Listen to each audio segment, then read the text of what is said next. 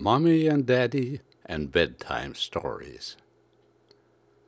To cultivate the imagination of our children, to provide them with the resources by which their hopes and dreams may someday become reality, that is the real purpose of the bedtime story.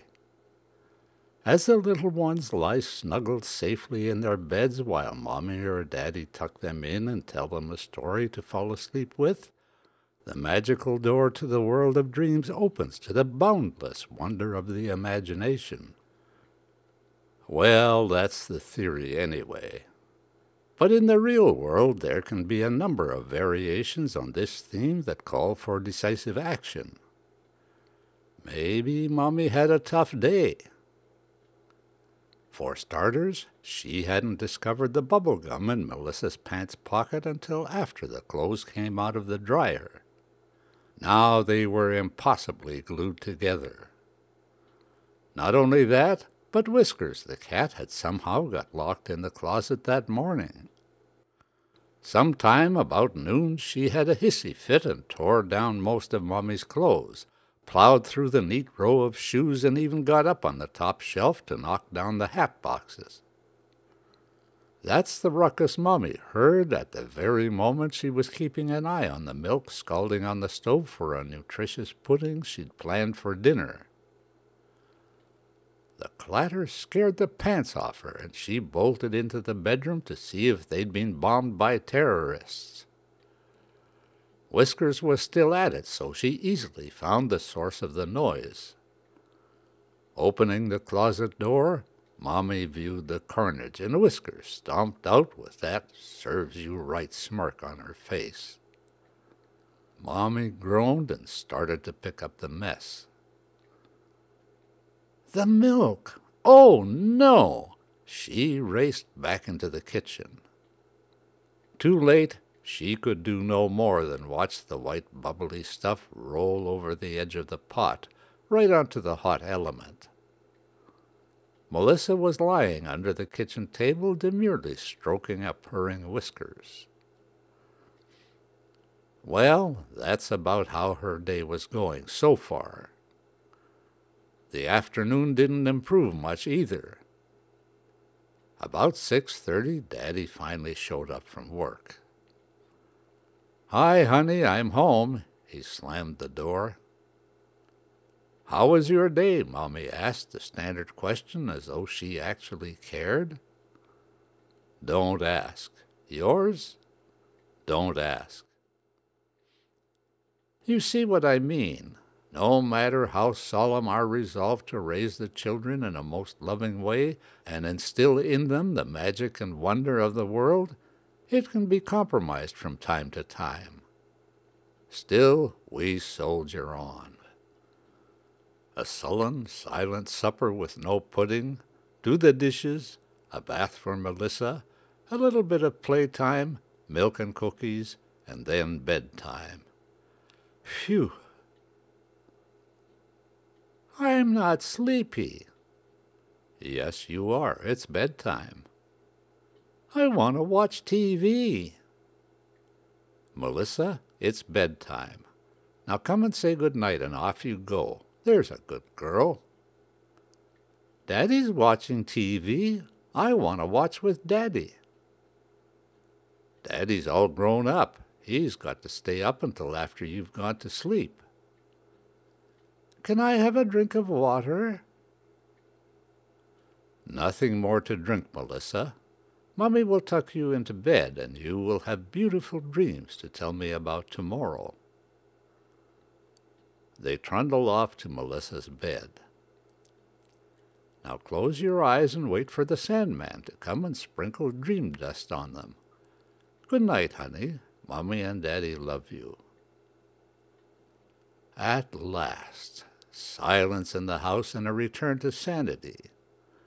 Mommy collapses on the couch beside Daddy.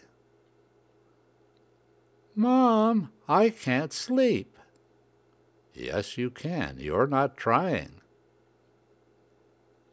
The Sandman didn't come yet, so I can't get any dreams. Well, he'll come. You just have to lie there quietly with your eyes closed. Then he'll come. I want Daddy to tell me a story. Can't, says Dad. Why not? It's Monday Night Football. I'll do it tomorrow. Wah! Oh, Harry, you can take a few minutes to tell her a story. She's your daughter too, you know. Okay. But it's going to be a short one. It's almost game time. Come and lie down beside me and tell me a story, just like always, Daddy. Okay, move over. Now, let's see. I know. Once upon a time there was a cat and a mouse. The cat ate the mouse, got sick, and died. The end. Good night, sweetie. Wah! Come on, honey, give me a break. Daddy's had a hard day, and it's Monday Night Football. I want a real story. Oh, all right. Here, let me get a book. I'll read you one. No, Daddy, you have to make one up. A good one about a cat. But the game is already on. Ah, okay then. This is about Whiskers, the ferocious guard cat. It's kind of scary, though. You think you can handle that? Oh, yeah, tell it. I love scary stories. Well, let's see now. Whiskers only looked like an ordinary cat, but she wasn't really. But nobody knew about her special ferocious powers until one day Fang, the Rottweiler mouse, came to her house looking for revenge. Is Whiskers going to die, Daddy? I'm not telling. You'll have to wait and see at the end of the story. Oh.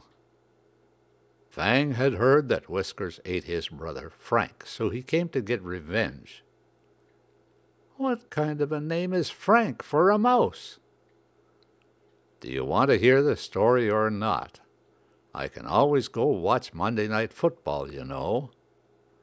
No, Frank is okay. Fang knew that he had to get really, really big and strong if he was going to be able to rip Whiskers' heart out. Oh, no, not that, Daddy.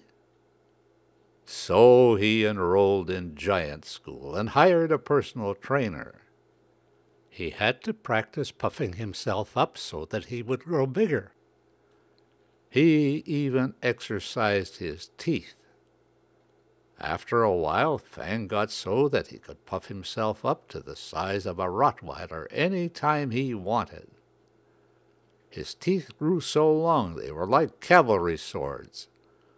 They were big enough to slice up a whole cow. That's how he got the name Fang, the Rottweiler mouse. Oh, no, I know Whiskers is going to die, Melissa whimpered. All the time he was practicing, Fang was thinking about Whiskers. He imagined how good it would feel to rip the...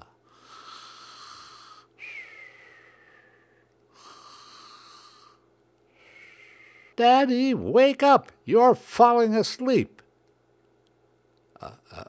Fur right off that ugly cat with his long claws and see her totally naked.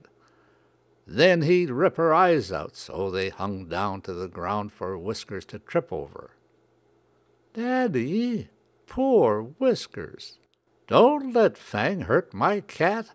I'm getting scared. Harry, what kind of stuff are you filling that poor child's mind with? How do you expect she'll ever get to sleep when you scare her half to death? It's okay, Mommy. I like scary stories. I know it's just pretend. Daddy, you're falling asleep again. I'd better sit up or I'll never get this story finished. Now, where was I? Oh, yeah. Then, when Whiskers was all blind and naked with no fur, Fang would rip her guts out and drag the slimy mess all over the floor. To finish her off, he'd dive at her chest and sink his long teeth into it and rip her heart right out and stomp on it. No, no, no! Harry cut that out. One night, it was a dark and stormy night. Fang made himself very small. He squeezed himself under the door and sneaked around Melissa's house to find Whiskers. He wiggled his nose in order to smell where the cat was. His mouth was drooling slimy spit as he thought about revenge. To room after room he went, looking and smelling and drooling. Where was that cowardly cat? Whiskers is no coward. She must be hiding under Melissa's bed. Harry! Sure enough, there she was. He could see her beady little eyes in the dark. Fang stood in the middle of the floor and squeaked to get Whiskers' attention. Whiskers thought it was just another ordinary mouse and came out from under the bed to do what cats do to mice. She was just about to swat the pesky little pest when Fang blew himself up to the size of a humongous Rottweiler with giant claws and fangs. Just as suddenly, Whiskers began to grow too. Yay! She grew to the size of a lion. The roar she let out shook the whole room. Fang was so surprised that he lost all his concentration and shrunk back down to the size of a normal mouse. Deflated, he scurried toward the door he'd sneaked in from, but you could hear him muttering under his breath, "I'll be back, you frank-eating cat. Next time I'll get you." Whiskers just casually shrunk down to her normal size and crawled back under Melissa's bed and spent the night. The end. Good night, sweetie. Sweet dreams. "What's the score in the game, honey?" asked Daddy as he plunked himself back down on the couch. "I don't know. I'm watching ice dancing." "Aw, rats!